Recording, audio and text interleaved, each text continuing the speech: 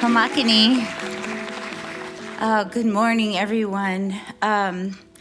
So I am Shelley Covert. I'm the spokesperson for the Nevada City Rancheria Nisenan tribe. So, permeability, saying yes to the cold winds. When I finally understood the poem, my relationship to the difficult was permanently altered. So here it is again. Although the wind blows terribly here, the moonlight also leaks between the roof planks of this ruined house. And thank you, friends, when last spring the hyacinth bells rang and the crocuses flaunted their upturned skirts, and a quiet roved the beehive, which when I entered were snugged 2 or 3 fist-sized clutches of bees between the frames, almost clinging to one another. This one's tiny head pushed into another's tiny wing, one's forelegs resting on another's face, the translucent paper of their wings fluttering beneath my breath, and when a few dropped to the frames beneath, honey. And after falling down to cry, everything's glacial shine. And thank you, too, and thanks for the corduroy couch I have put you on. Yesterday I was so lonely I could barely walk, my friend being mobbed by her grandchildren as we made our way past the farmers' markets, delicata squashes, the last tomatoes. I couldn't think what to buy, came home with nothing but sweet peppers, myriad colors in a single flavor, an elusive, solitary note. I watched her lay her cheek against the downy faces, saying, love, love, love, love. When my mother first came to America, she left behind my father and 3-year-old brother to work in a hospital in Richmond, Virginia, where the only person she knew was the Peace Corps volunteer that stayed with her family when she was just a teenager. Family is a hollow thing, the animal worthwhile. 30 years later, I collect bones, hold them in their fragility, place them in light-filtering spaces in my home to keep them from breaking, to remind myself that I break, that I am a bag of bones, generations bundled and left for vultures, clavicle, femur, tempered in tenderness, where a spine stands straight up, ever looking toward a sun covered in gray, asking for forgiveness and solace. And we're not here for politicking. We're here for auditory frolicking. And dark chocolate tort plate licking. That is our story, and we are sticking to the... What's this story about again? White rabbit, I am one thing, and then I'm something else. Catch me in the grass in the summertime, and crouch on your knees and whisper like baby's breath and open your big pink palms, and I'll come because that's what I do. I tell the chef of the house how delicious her food is, and she says back, Nusha June, a blessing that goes deep, a giving back of more than just the meal.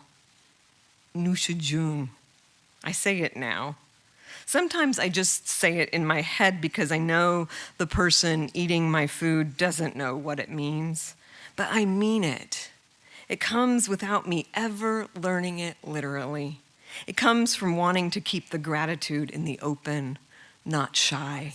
Is there something you could say to us in this room today about writing poetry, something long and complicated or pithy and short or somewhere in between, about persevering or some great idea or inspiration to send us home?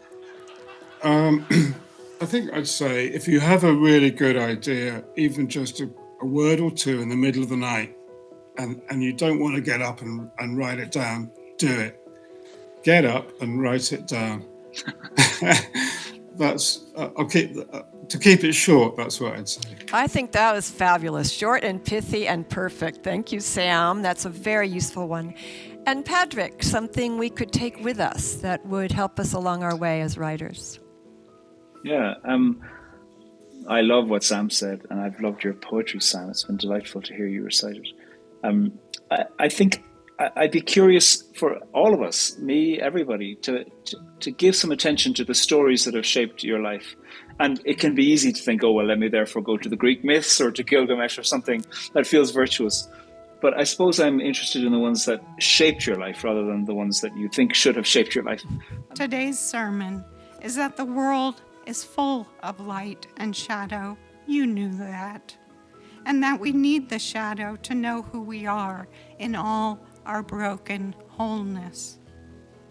I don't know anything really, but I can bear witness with words that I hope might somehow make the world more lovely and livable. To be a poet is a strange task, and some days I wonder what I'm doing, if I'm up for any other task than this noticing and shaping and being heartbroken again.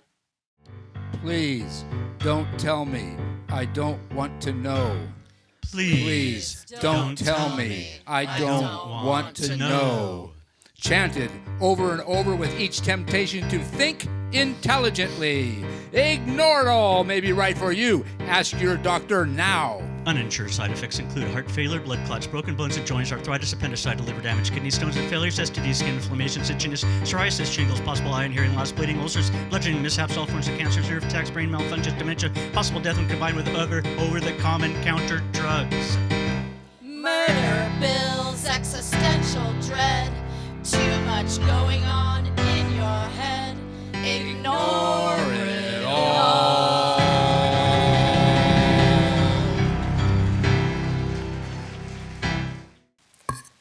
The reserved parking space at the cemetery lot has orange cones in shapes of simple paper party hats. The mourners can't be bothered with looking for a convenient spot.